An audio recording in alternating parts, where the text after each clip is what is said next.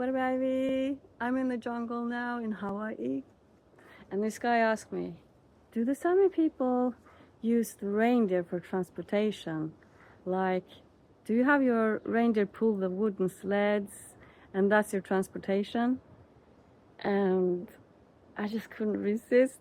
I just had this joke inside and I was like, oh, should I say it or not? And then in the end, I did say it. I said, actually, the Sami people are quite modernized these days. You know, we're assimilated, we're colonized. We don't actually use those old-fashioned, wooden sleds anymore. No. We actually have our reindeer pull our cars now.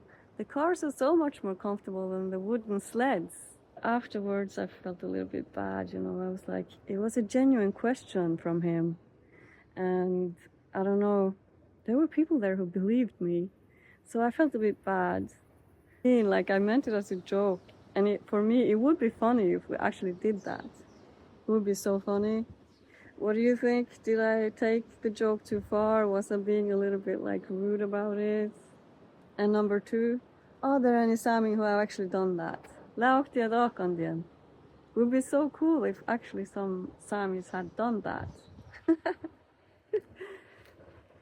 Look at the views.